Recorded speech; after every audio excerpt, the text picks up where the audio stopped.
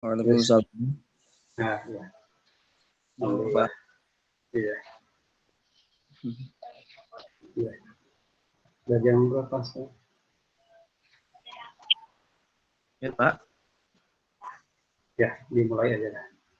Oh, sekarang langsung aja, Pak. Ya, langsung aja. Oh, baik. Baik, bismillahirrahmanirrahim. Assalamualaikum warahmatullahi wabarakatuh.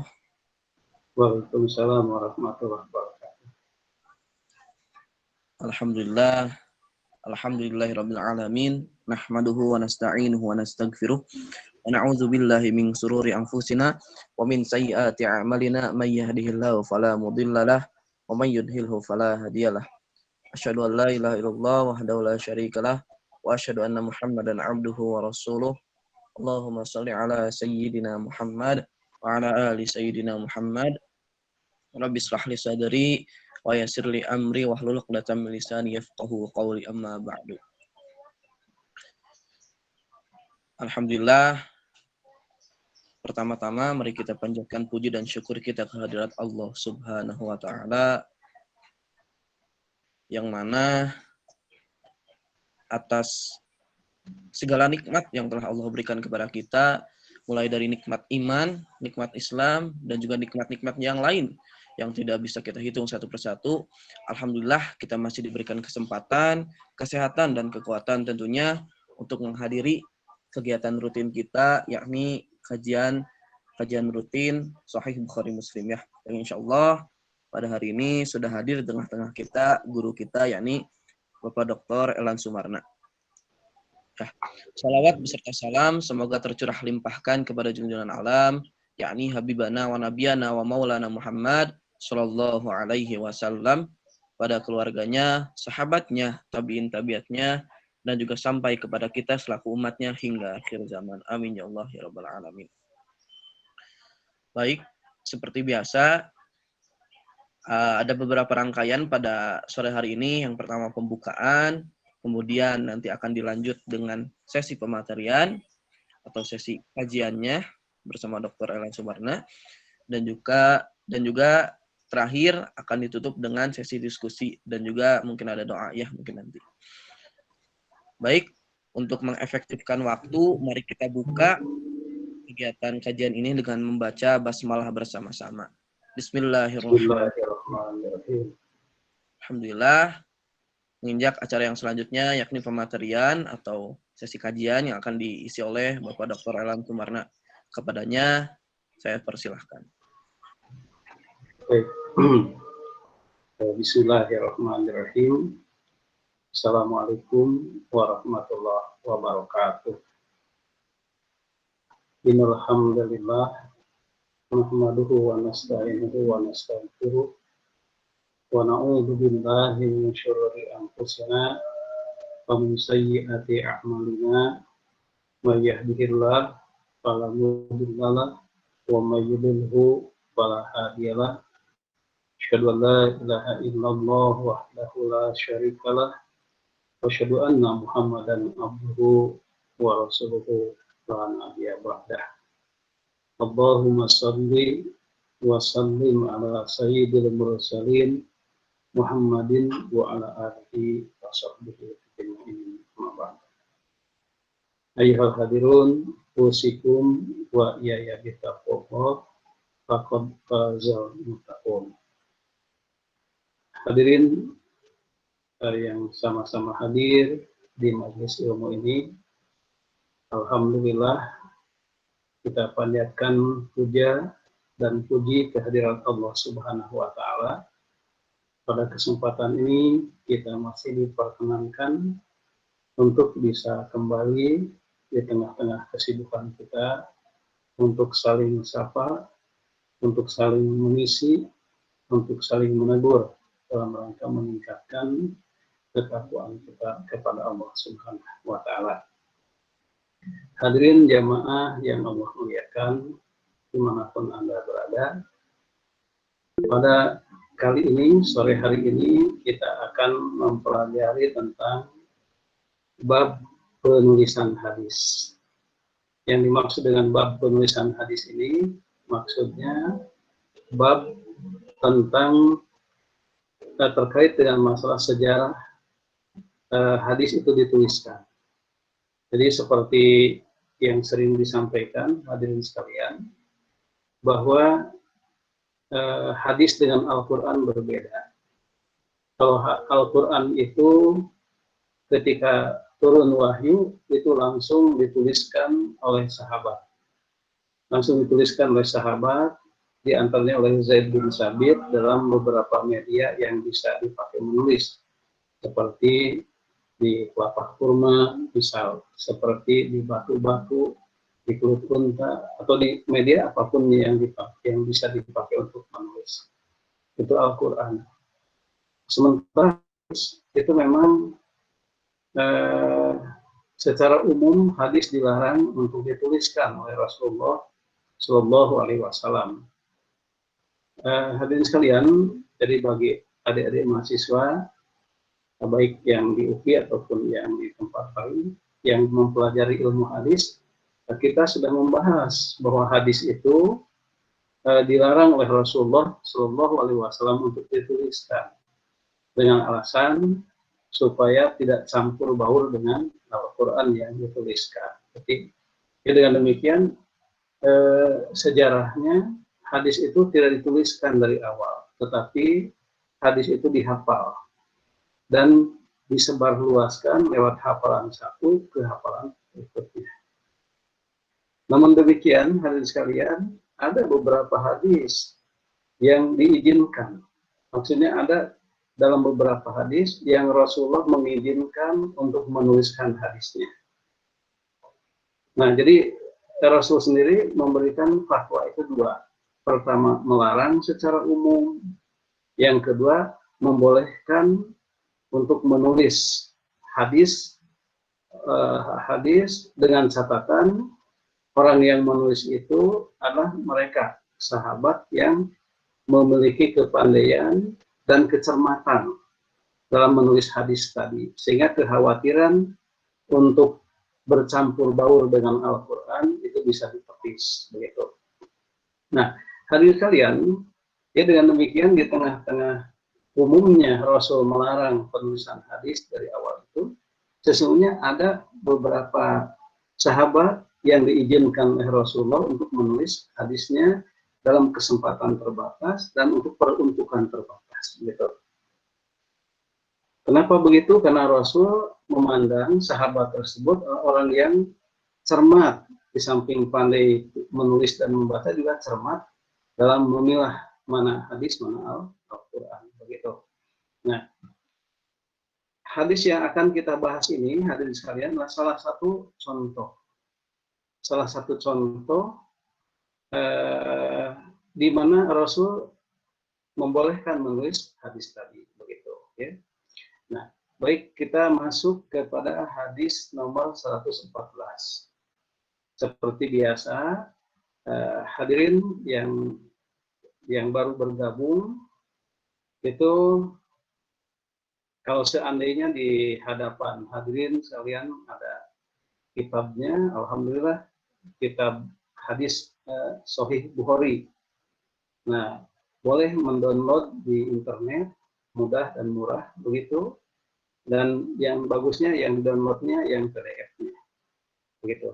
Dibuka jilid pertama, hadis tentang bab penulisan Al-Quran, nomor hadisnya nomor 114. Nah, yang ini nomor 114. Nah, begitu. Nah, hadirin sekalian, coba kita baca. Ini ada bacaannya di sini. Ya, hadatsana, nah ini telah menceritakan kepada kami. Nah, seperti biasa, kami di sini maksudnya adalah Imam Bukhari. Jadi, hadatsana telah menceritakan kepada kami siapa? Yaitu Yahya bin Sulaiman. Seperti Yahya bin Sulaiman menceritakan kepada Imam Bukhari, kemudian Imam Bukhari menuliskannya.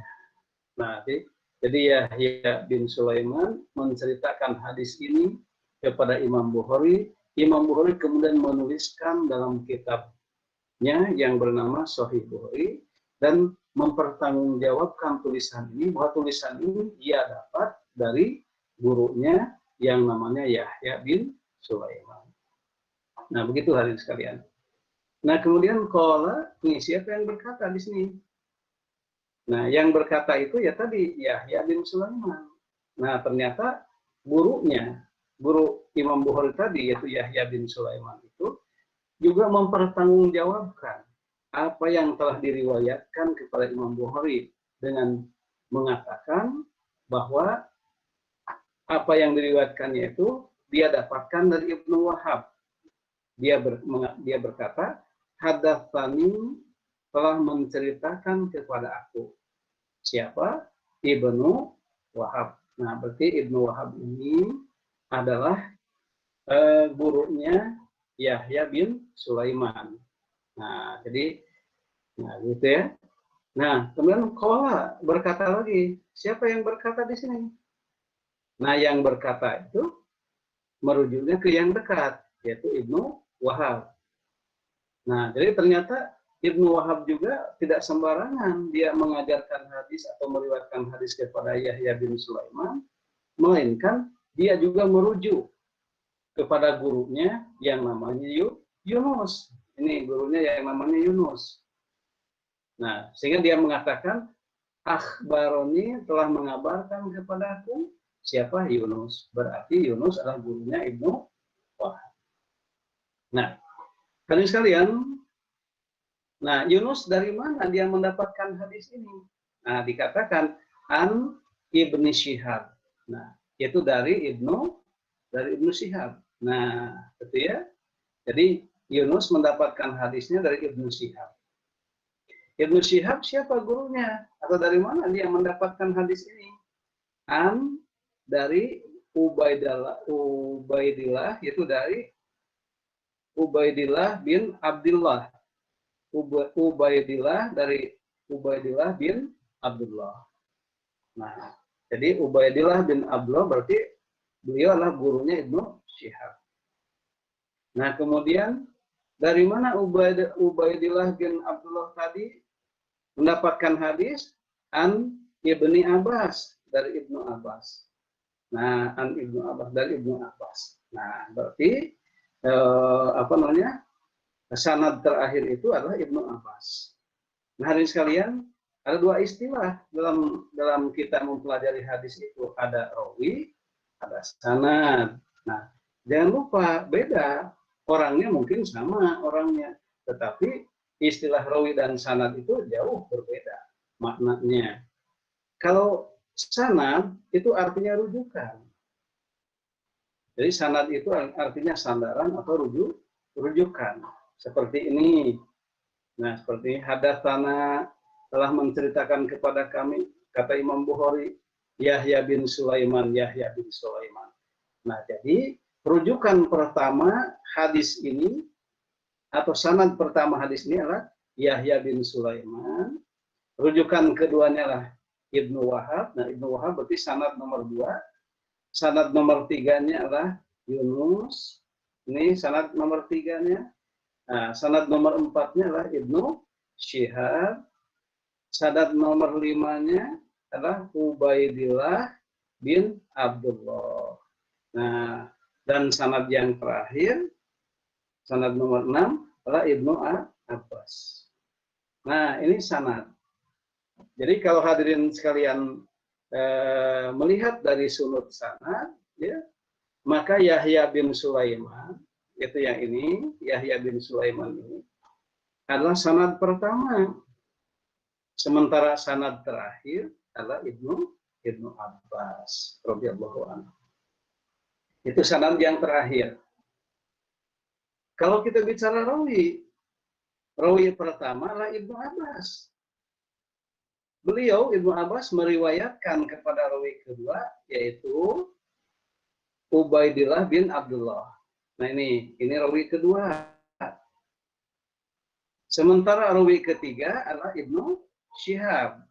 Ini rawi ketiga. Sementara rawi keempat adalah Yunus.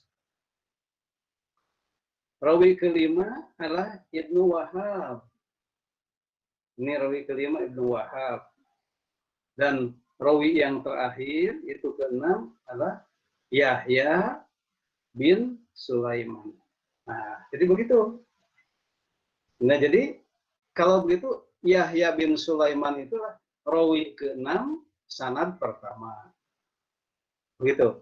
Rawi keenam sanad pertama. Sementara Ibnu Abbas adalah sanad terakhir rawi pertama. Nah, sanad terakhir, sanad keenam rawi yang pertama. Nah, begitu hadirin sekalian. Nah, jadi metodik ilmiah dalam ilmu hadis itu sungguh merupakan satu gambaran kepada kita betapa hadis ini memiliki metodik ilmiah yang sangat akurat. Sampai persanadan rawi-rawi itu sudah jelas di sini. Begitu. Nah, kita kembali hadirin sekalian. Nah, jadi Ani bin Abbas dari Ibnu Abbas, qala dia berkata, katanya. Ibnu Abbas berkata begini. Ya. Lama ketika ishtadda. Nah, ya, lama ketika ishtadda, ya.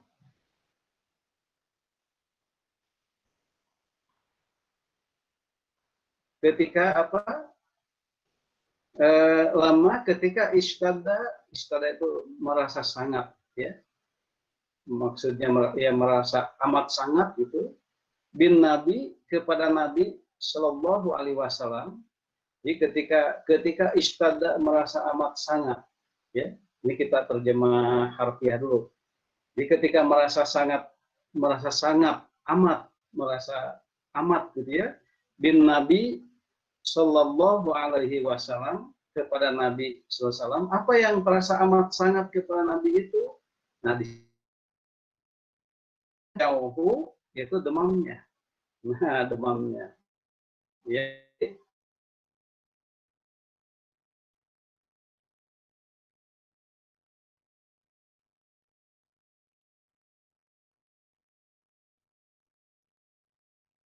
Nabi demam sangat tinggi, ya. Kemudian qala berkata Nabi, begitu. Jadi maksudnya Nabi itu tengah berbaring di kerubuk, dikelilingi oleh para sahabat. Saat itu Nabi demamnya makin tinggi, ya, makin panas gitu. Nabi bersabda begini, "Tu'tuni, berikan kepadaku," kata Nabi, "bi kitabin, sebuah lembaran lah gitu ya, sebuah lembaran, aktub lakum, yang aku akan menuliskan bagi kalian, kitaban, sebuah tulisan."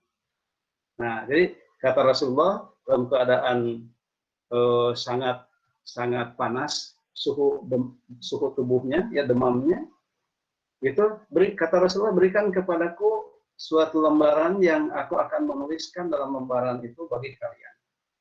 Menuliskan apa? Kitaban, menuliskan sebuah kitab, sebuah tulisan, la tadillu, yang kalian tidak akan tersesat, ba'dahu, setelah tulisan tersebut. Nah, begitu itu kata Rasulullah, ya. Ketika Rasulullah itu demam tinggi, Rasulullah meminta, ya, untuk diberikan sebuah lembaran media yang akan dipakai untuk menulis, ya. Kata Rasul, aktub lakum kitaban, aku akan menuliskan sebuah kitab bagi kalian. Yang kitab itu la tadillu, tidak akan tersesat kalian ba'dahu, setelahnya. Nah, mendengar permintaan Rasulullah seperti itu, hadirin sekalian, qala berkata, siapa yang berkata? Nah, ini yang berkata Umar. Nah, qala Umaru, nih fa'ilnya. Kalau kita belajar bahasa Arab, ada fa'ilnya. Umaru. Itu ada harakat domah di belakangnya. Nah, harakat domah itu menunjuk kepada fa'il atau subjek. Nah, qala Umar berkata, ya, dia menanggapi permintaan Rasul tadi dengan Umar berkata, apa kata Umar? Innan Nabi sesungguhnya Nabi Sallallahu Alaihi Wasallam. Nah, kata Umar, sesungguhnya Nabi Sallallahu Alaihi Wasallam itu golabahu al-waja'u.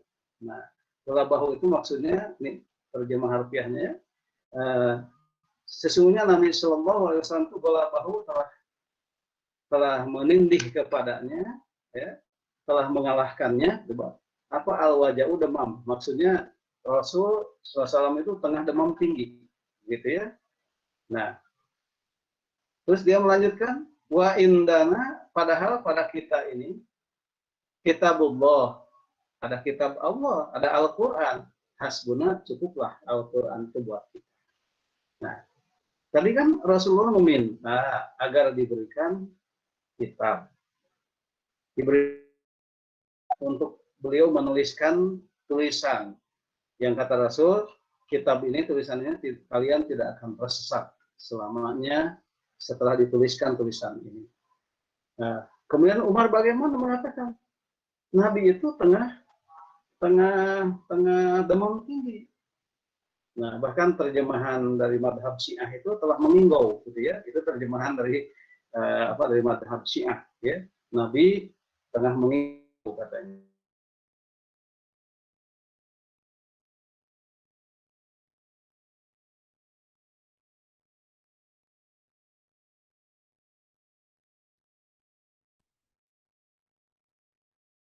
Demam tadi, ya kita terjemahkannya demam tinggi. Begitu.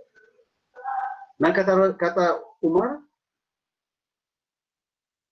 Nabi itu telah sedang demam tinggi, sehingga beliau meminta kitab untuk menuliskan sesuatu.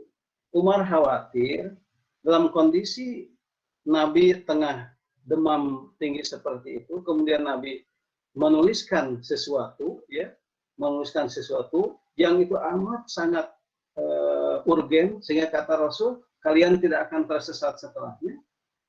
Ini menjadi saingan akan keberadaan Al-Quran.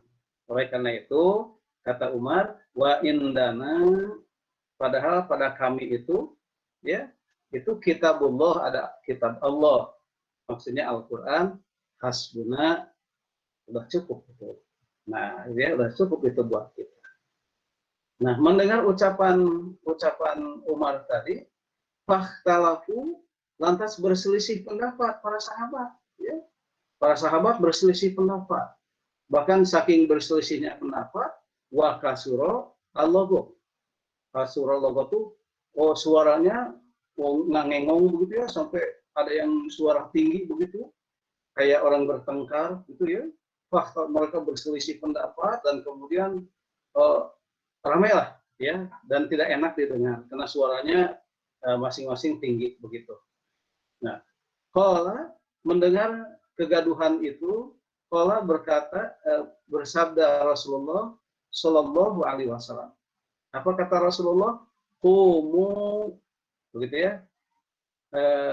Kalau terjemah harfiahnya, berdirilah kalian. Maksudnya pergilah kalian. Anni dariku, ya. Pergilah kalian dariku. Wala yan bagi, karena tidak patut. Wala tidak patut, yan bagi, tidak patutlah. Ingdi padaku itu at-tanazu, ada pertentangan. Nah, kata Rasulullah, pergi kalian semua. Tidak patut di hadapanku ada perselisihan pendapat, ada pertentangan, begitu. Itu kata Rasulullah. Nah, karena Rasulullah tentu menginginkan adanya kedamaian, begitu, ya. Nah, kemudian karena diusir oleh Rasulullah tadi, fakharaja, maka keluarlah. Siapa yang keluar, hadirin sekalian? Nah, yang keluar adalah fakharaja, maka keluarlah Ibnu Abbas. Keluarlah Ibnu Abbas. Ibnu Abbas keluar, yaqul, sambil dia berkata begini, ya. Sambil dia berkata begini. Inna, sesungguhnya aroziyata, sesungguhnya musibah, kulla roziyah, di atas musibah.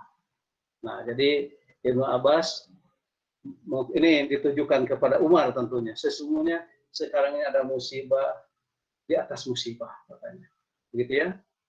Mahala ya, mahala sesuatu yang hala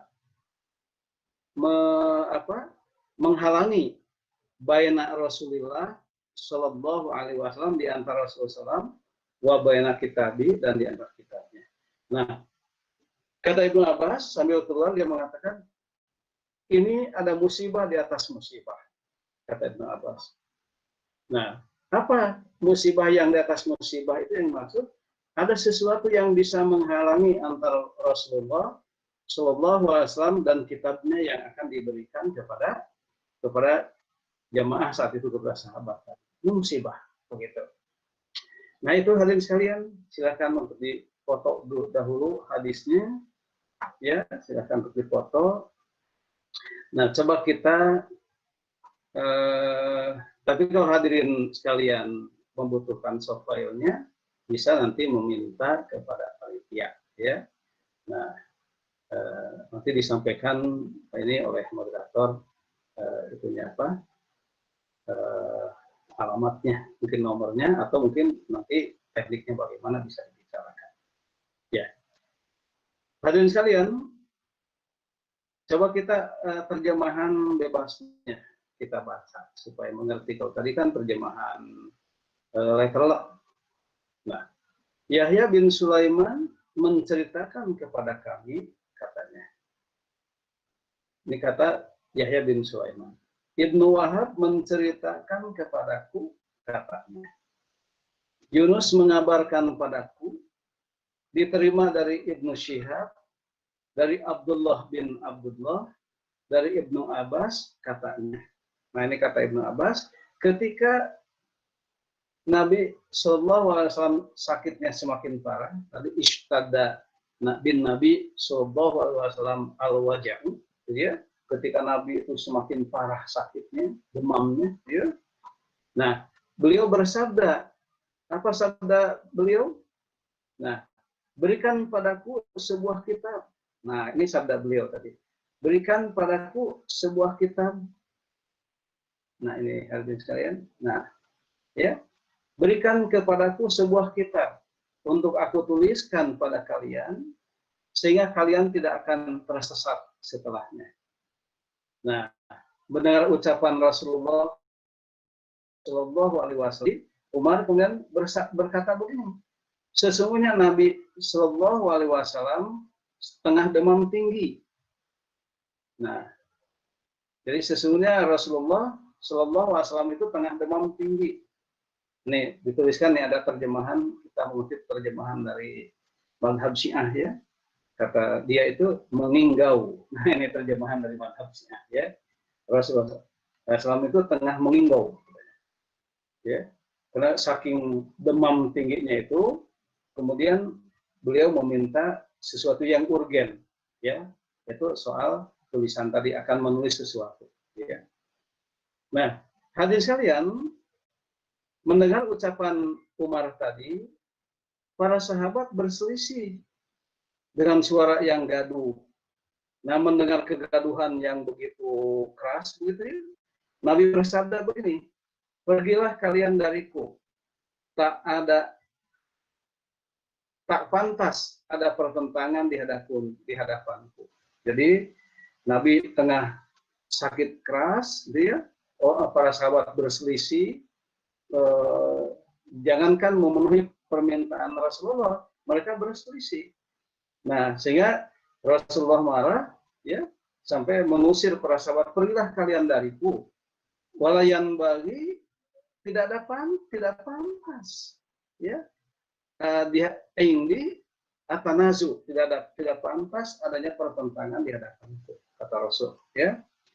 Nah, kemudian Ibnu Abbas keluar dan berkata, sungguh musibah di atas musibah adalah merupakan hal, adalah apa musibah di atas musibah, kata Ibnu Abbas, itu terhalangnya kami untuk mendapatkan kitab itu dari Rasulullah Shallallahu Alaihi Wasallam. Begitu. Nah, cek dulu nih, Chris Riyadi, suaranya masih ada?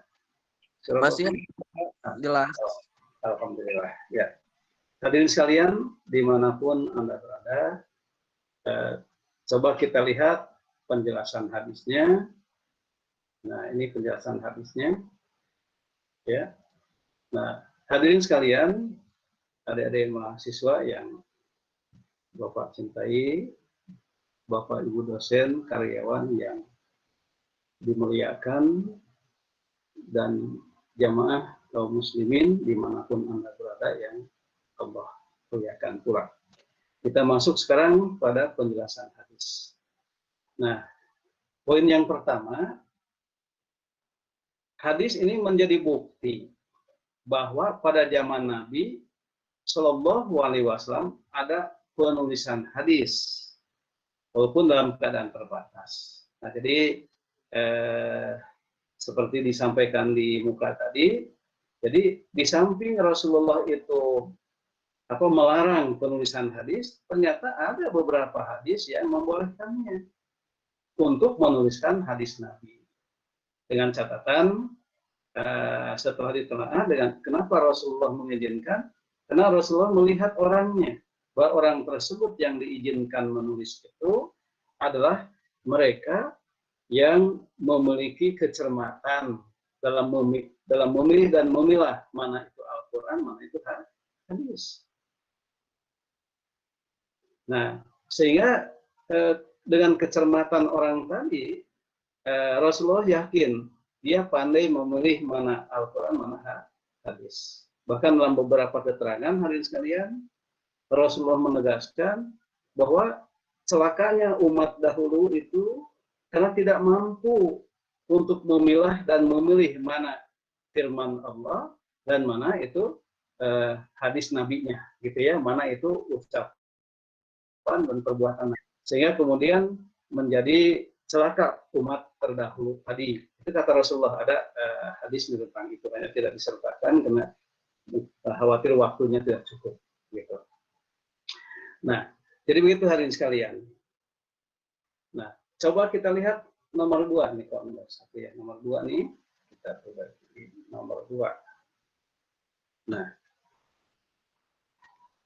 dalam hadis tadi dikatakan bahwa Nabi meminta kertas supaya beliau dapat menuliskan sesuatu.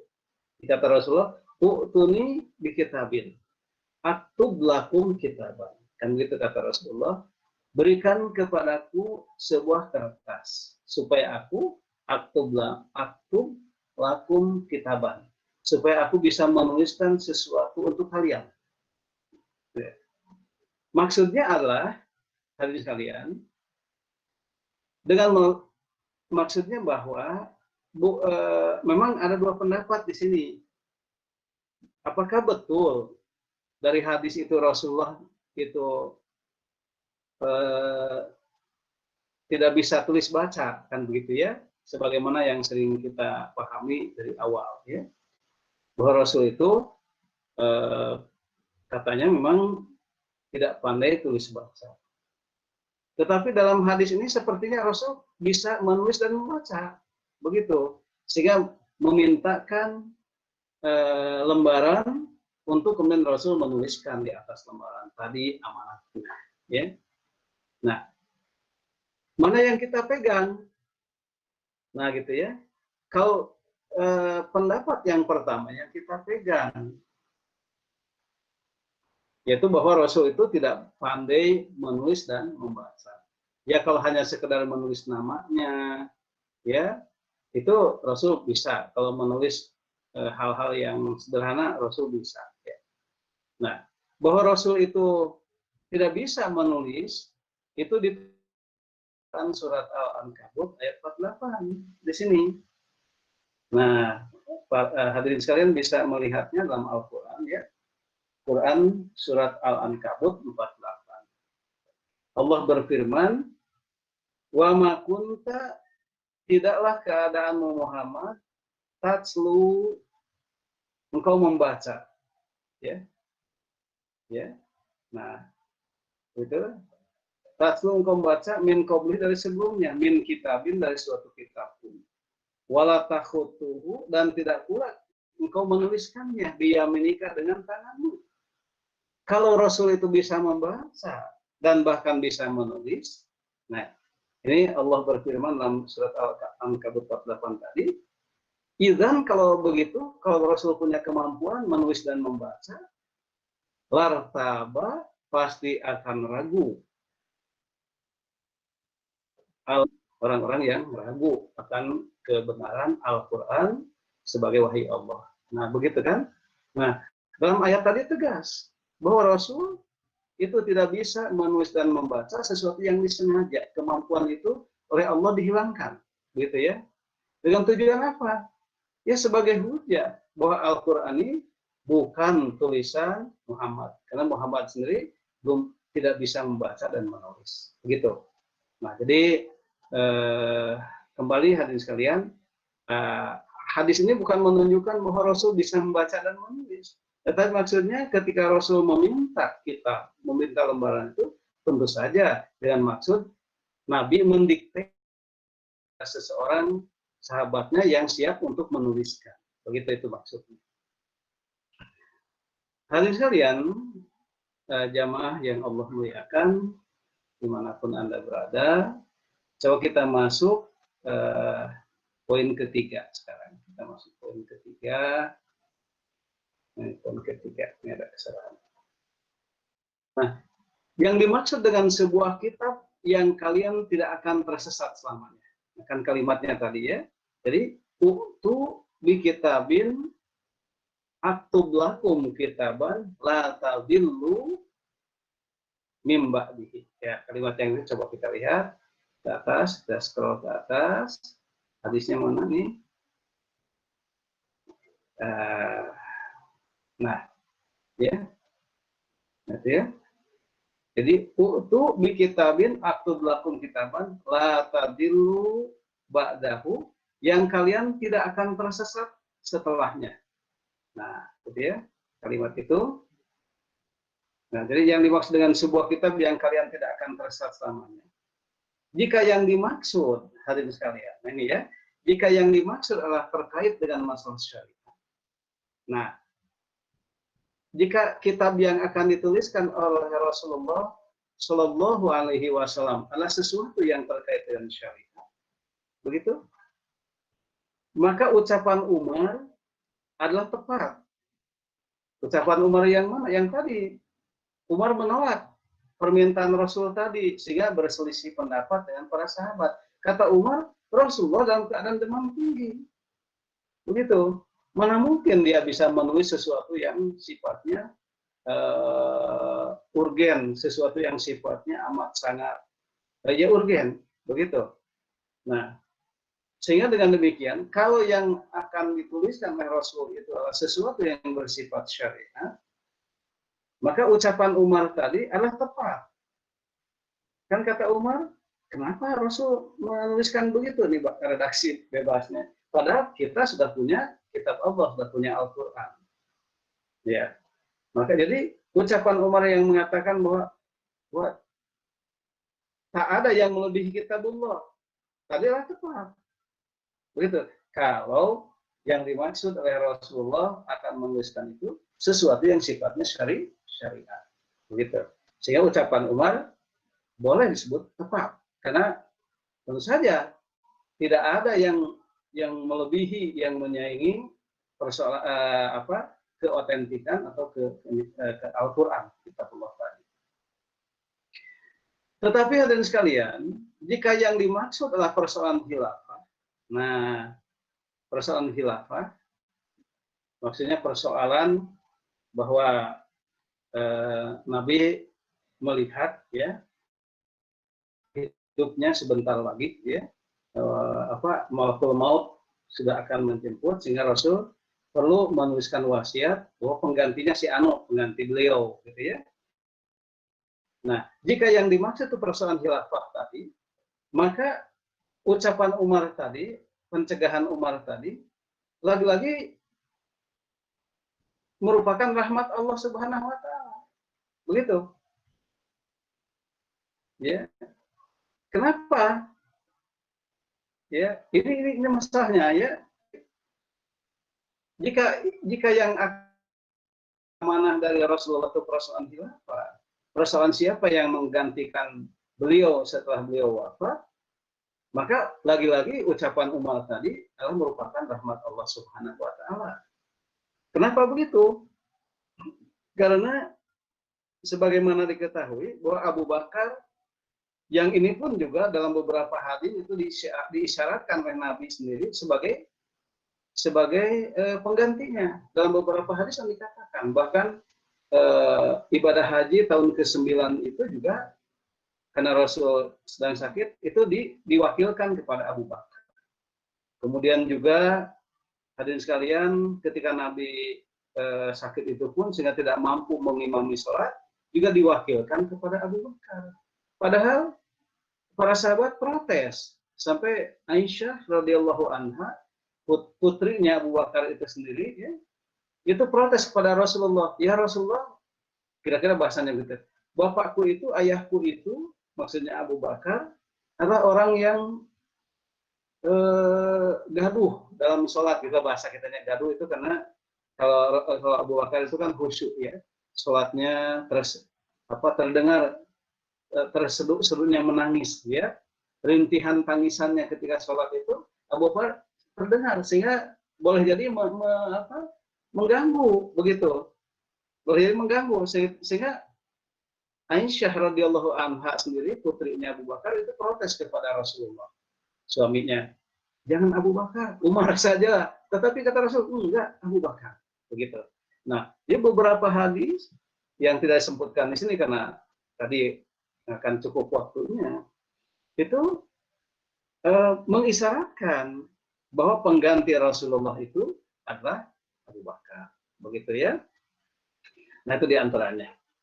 Nah, hadirin sekalian, coba kita lihat nomor 4. Poin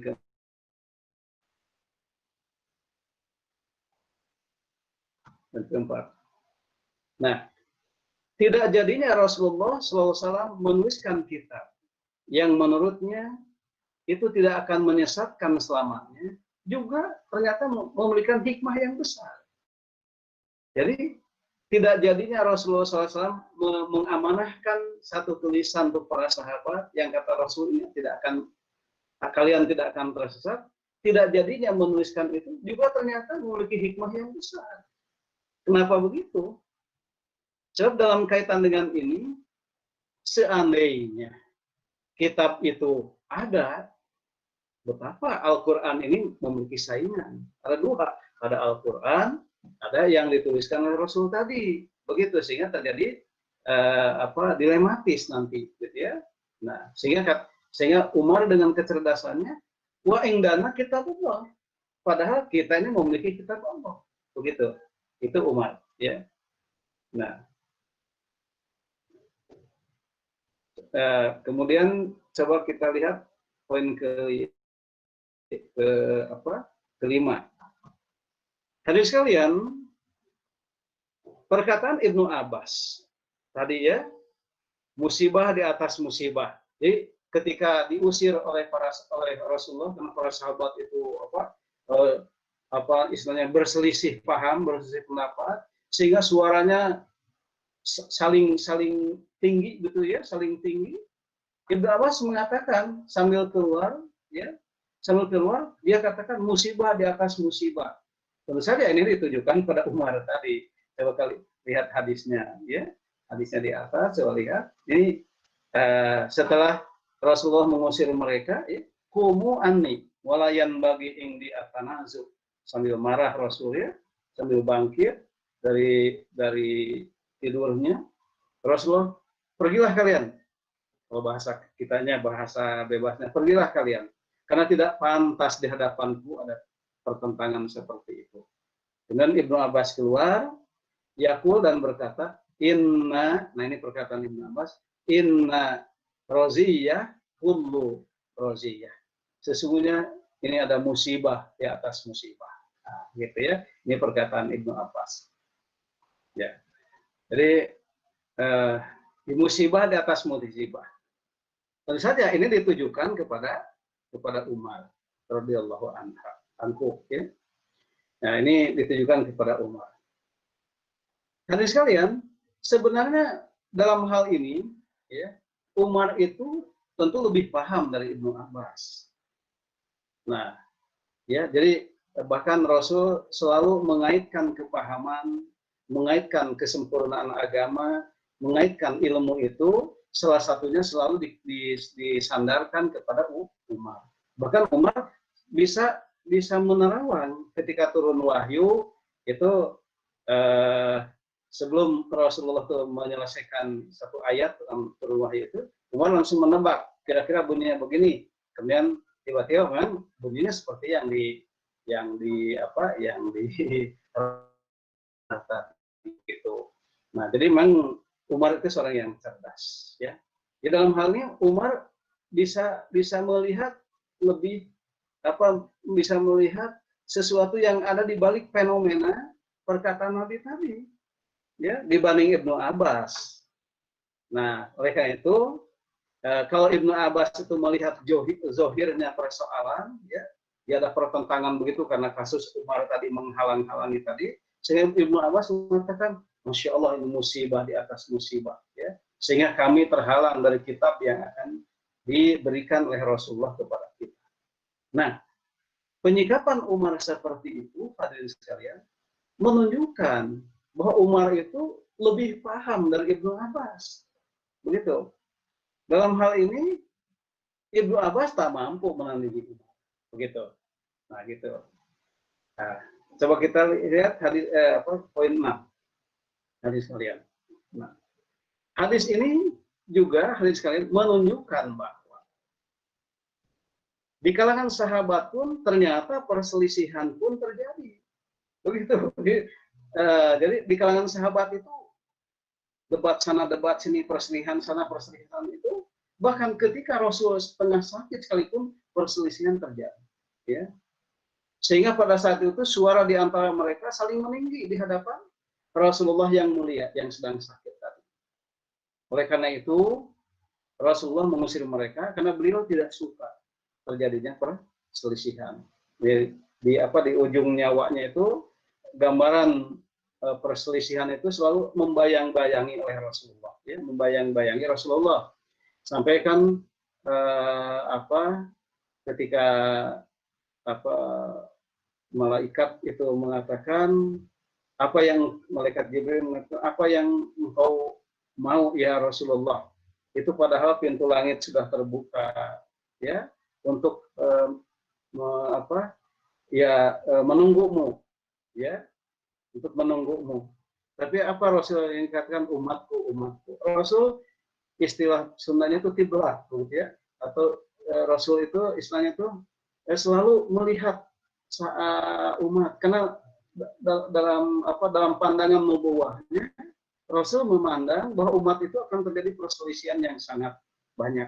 Seperti hari ini kita lihat, dan dalam hadis juga kan kita menyatakan, kita melihat Rasul mengatakan ketika sehatnya satafariqu ummati, gitu ya, kalimatnya, akan terpecah belah umatku itu dalam 32 golongan dan selanjutnya. Nah, jadi sehingga ketika Rasul itu menjelang wafatnya terjadi perselisihan itu sangat betul-betul sangat mengiris sangat mengiris hati beliau, sehingga beliau teganya mengusir mereka, jangan, pergi sana. Saya tidak senang dengan perselisihan ini. Itu mungkin bahasa kitabnya. Nah, jadi seperti kita lihat memang perselisihan di umat kita ini, umat Muhammad ini hari ini begitu kental, gitu ya. Nah, nomor 7, hadis sekalian, bahwa apa yang diperintahkan oleh Nabi Shallallahu Alaihi Wasallam untuk menuliskan kitab, Umar memahaminya tidak wajib. Padahal itu perintah Nabi, ya. U'tuni, kata Rasul, u'tuni bi kitabin, aktub lakum kitaban, la tadillu ba'dah. Nah, katanya, jadi berikan aku kitab, lembaran kertas, sehingga aku bisa menuliskan amanah ini, tulisannya untuk kalian, sehingga kalian tidak akan tersesat setelahnya. Nah, kenapa Umar tidak mengindahkan permintaan Rasulullah tadi? Memang Umar memahaminya tidak wajib perintah itu. Nah, kenapa begitu? Karena ketidakwajiban itu dalam pandangan umat, beliau Rasulullah itu ya tengah sakit. Dan memang ketidakwajiban itu juga kan setelah kasus itu ya, Nabi kemudian untuk beberapa hari beliau sudah membaik ya. Untuk setelah sakit itu Rasul sebelum wafatnya masih membaik ya. Sakit Nabi itu masih mulai membaik ya. Nah, dalam kondisi Rasul sudah mulai membaik untuk beberapa hari tadi, beliau tidak juga mengulangi permintaannya. Begitu ya. Jadi kalau memang itu sesuatu yang urgen dan tidak diindahkan oleh sahabat tadi, niscaya beliau ketika dia sembuhnya, ketika sudah mulai mendingan seperti itu, Rasul mengulangi. Ini tidak. Rasul tidak mengulangi lagi permintaan itu. Nah, ini cerdasnya Umar, cerdasnya Umar, hadirin sekalian, begitu. Nomor 8 sekalian.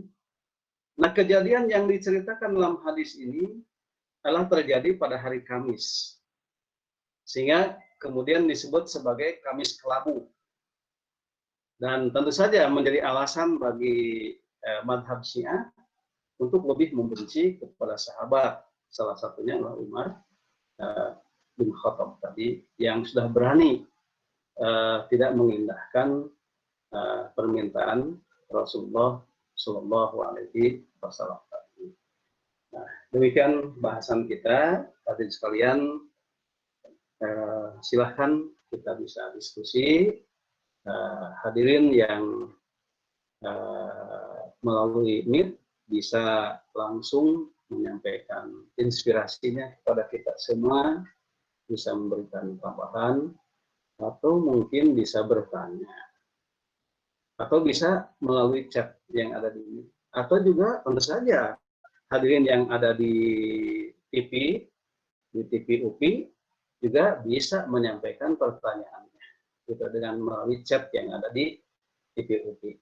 Nanti dibacakan oleh petugas. Ya, terima kasih. Saya kembalikan kepada Rizriyadi, silahkan. Baik, alhamdulillah. Terima kasih kepada Bapak Dr. Elan Sumarna atas penjelasannya. Ya baik, itu mungkin ya terkait pembukuan dari hadis, mungkinnya tadi dibahas bahwa ketika Rasul sedang sakit, sahabat itu berselisih gitu ya, kurang lebihnya gitu. Tadi juga disebutkan bahwa Rasul itu tidak suka terhadap perselisihan mungkin ya. Ya, mungkin silahkan kepada Akang Teteh, Bapak, Ibu dosen dan juga karyawan ataupun masyarakat semuanya, apabila ada yang ingin ditanyakan, silahkan aktifkan fitur raise hand-nya ataupun bisa lewat kolom chat atau bisa langsung menyalakan mic-nya ya. Baik. Saya persilahkan kepada jamaah yang ingin bertanya. Ada yang ingin bertanya? Rizriyadi itu pengersa Bapak Kiai Prof. Sofian. Enggak, pengersa penerima paringan inspirasi. Pengersa maha di atas inspirasi. Bismillahirrahmanirrahim. Assalamualaikum warahmatullahi wabarakatuh. Waalaikumsalam. Terima kasih saya bisa menyimak, bisa mengikuti yang beberapa hari yang lalu. Sempat, mudah-mudahan sekarang dapat hikmah. Amin. Mudah-mudahan Pak Ustadz Elan Sumarna tetap dalam mengembangkan ilmu agama, terutama hadis sahih, menjadi bekal dalam hidup. Amin. Dan bisa dimanfaatkan untuk lebih mendekatkan diri, lebih menyempurnakan ibadah pada Allah Subhanahu wa Ta'ala. Amin. Tadi menyimak tentang Nabi pernah sakit gitu ya, sakitnya sakit agak keras gitu.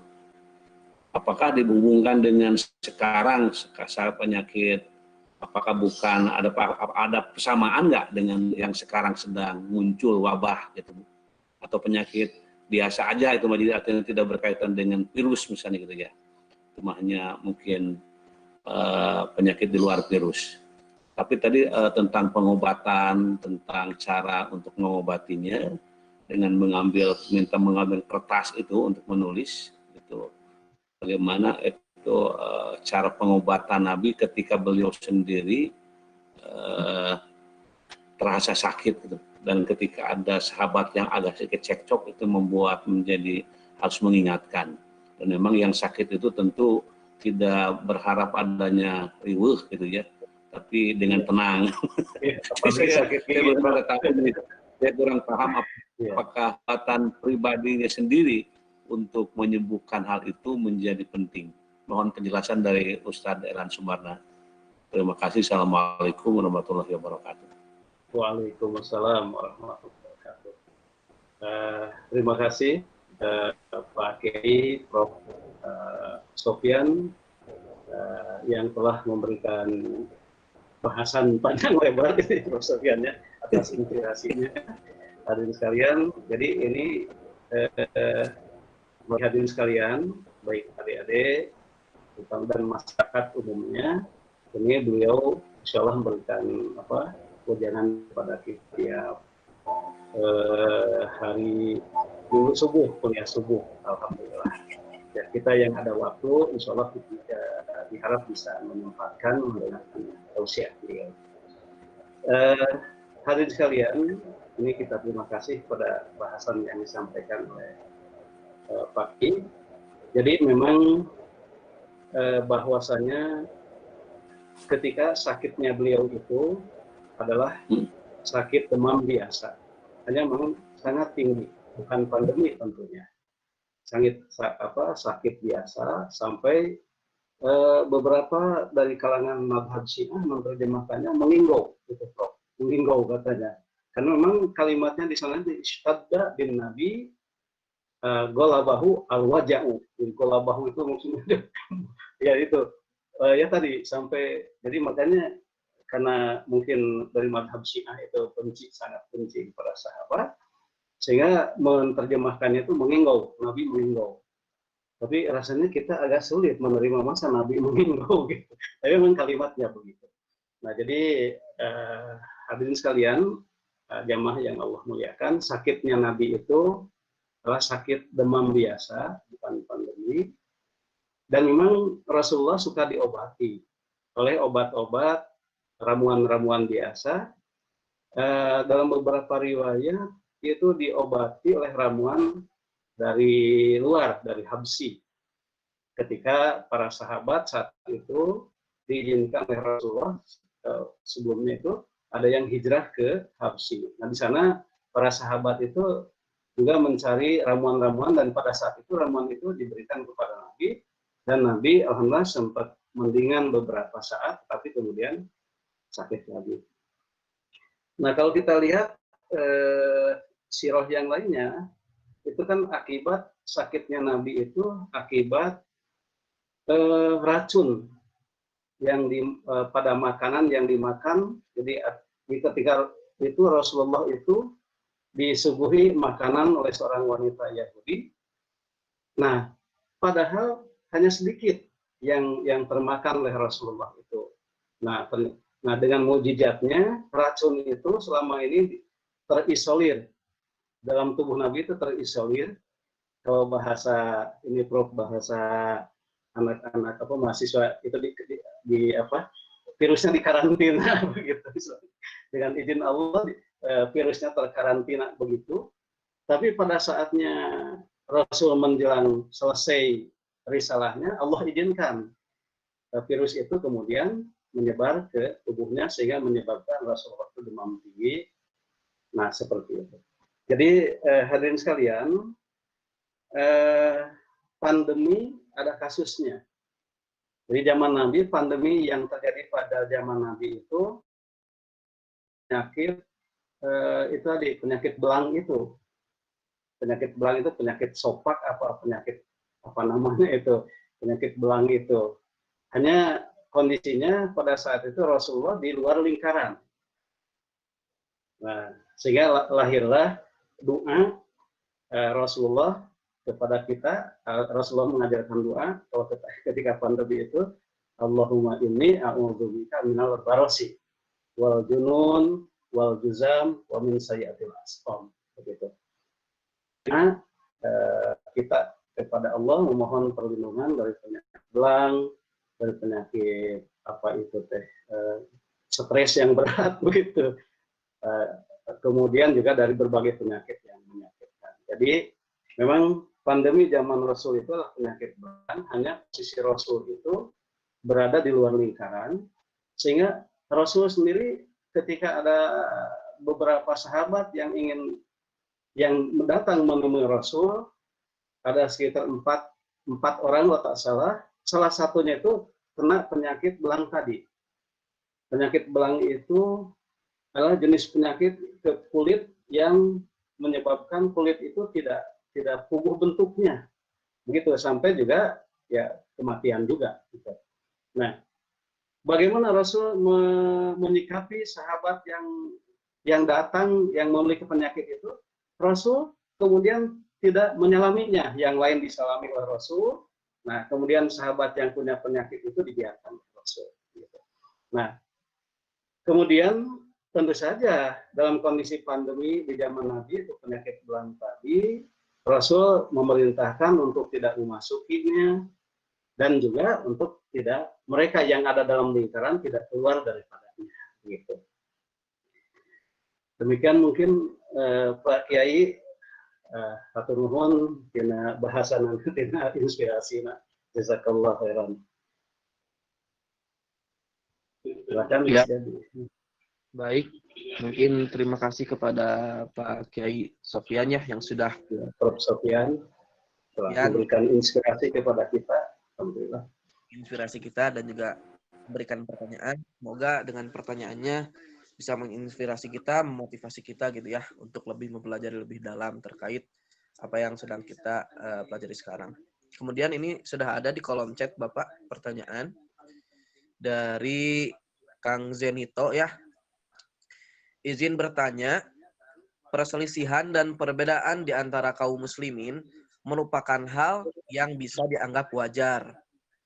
Bagaimana cara kita sebagai orang yang awam, yang minim ilmu, berupaya untuk menyatukan kaum muslimin yang terpecah belah?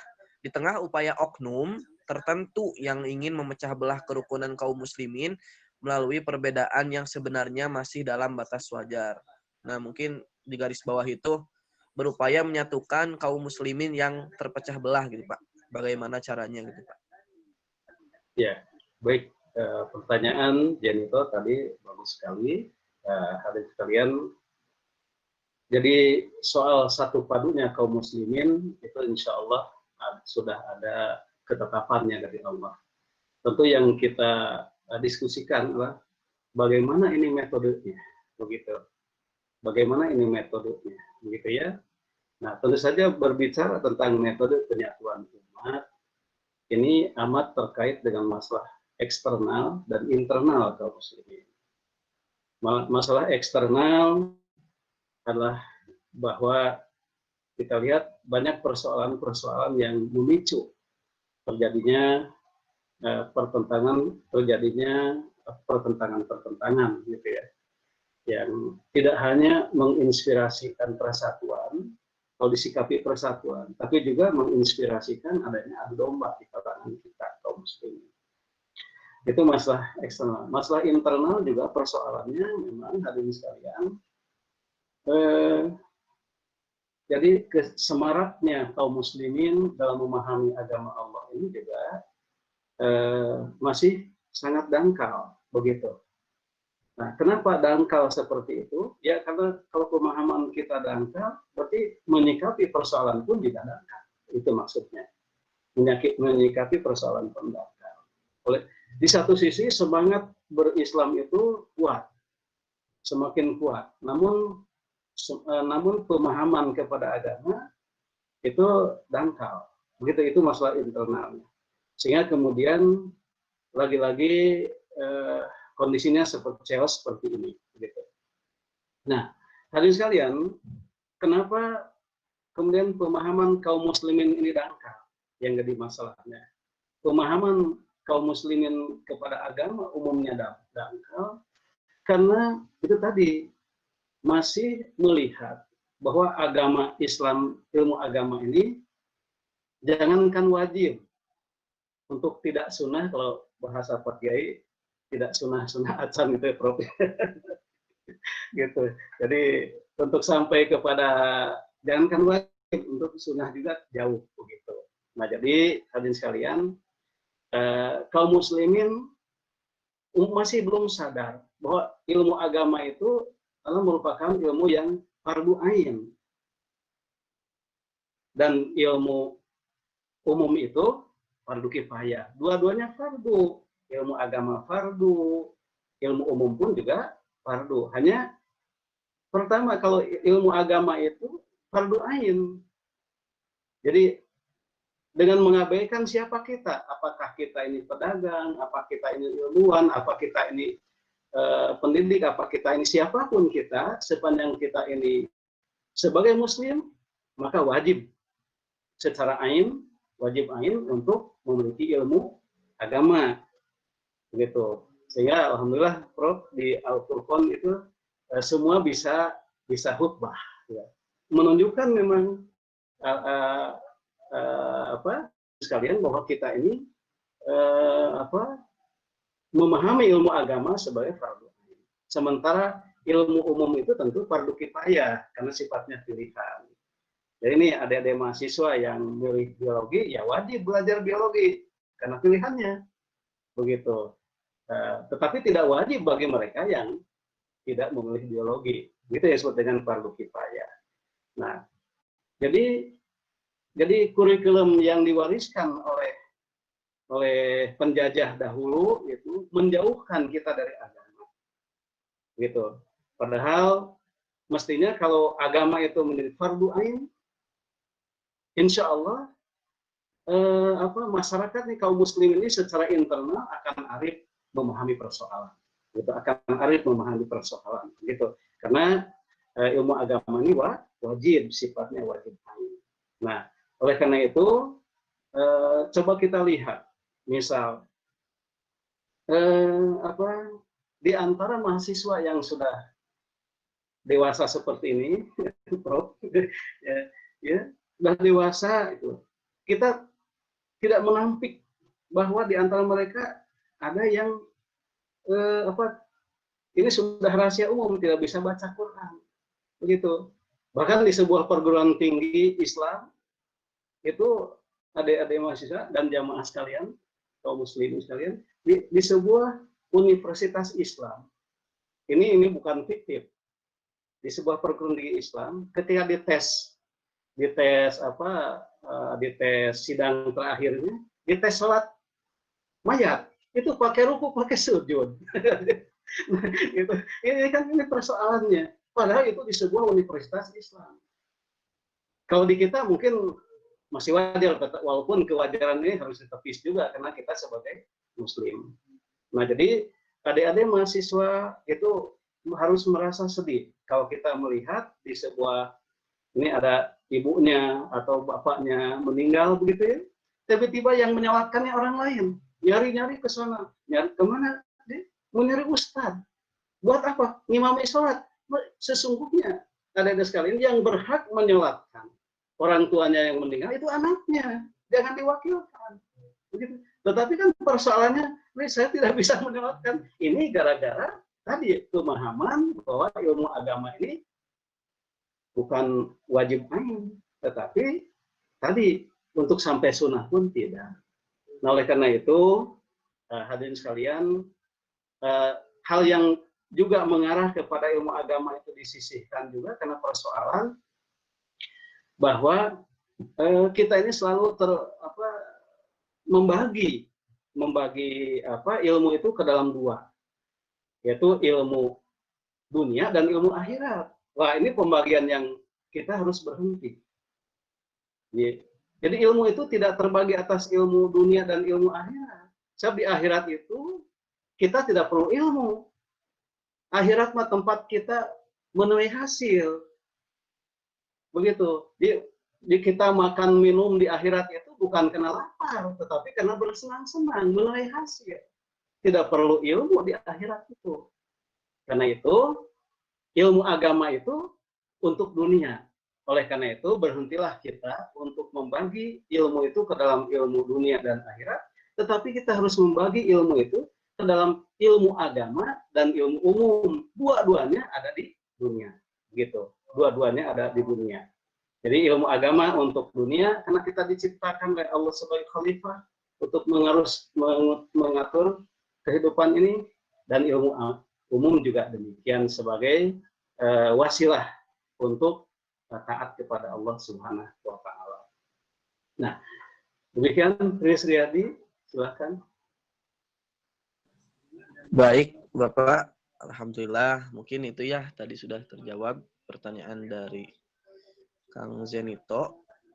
Jadi ada dua faktor sebenarnya ya, dari faktor internalnya dan juga dari faktor eksternalnya gitu ya. Kemudian dari kesadaran-kesadaran gitu ya.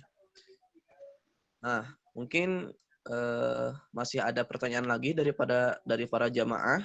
Silahkan. Bisa langsung menyalakan mikrofonnya atau melalui room chat. Jadi, waktunya ini, Kristiani. Kalau tidak ada, waktunya sudah habis. Kalau tidak ada. Sepertinya tidak ada, Pak. Ya, langsung ditutup aja. Ya. Baik. Alhamdulillah, rangkaian demi rangkaian acara sudah kita lalui ya, mulai dari pembukaan, pematerian, dan juga sesi diskusi.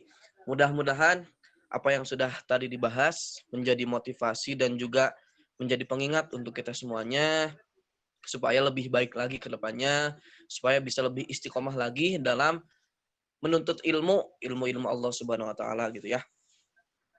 Tak lupa kita doakan juga kepada saudara-saudara kita yang sedang ditimpa musibah ataupun sedang mengalami kesusahan, semoga diberikan kemudahan dan kelancaran dan juga diberikan jalan keluar gitu ya. Baik, mari kita tutup kajian pada kali ini dengan membaca hamdalah bersama-sama. Alhamdulillah atas segala kekurangan dan kesalahan. Unzur maqala wala tanzur man qala. Wassalamualaikum warahmatullahi wabarakatuh. Waalaikumsalam warahmatullahi wabarakatuh. Jazakumullah Pak Kiai dan jamaah sekalian atas kami-kami hatur nuhun jazakallah khairan. Ya, assalamualaikum warahmatullahi wabarakatuh.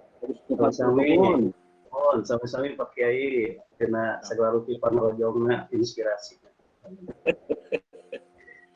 Terbarus mayunan berkeluar, hapunten. Lujeng Pak Kiai, mangga. Nuhun.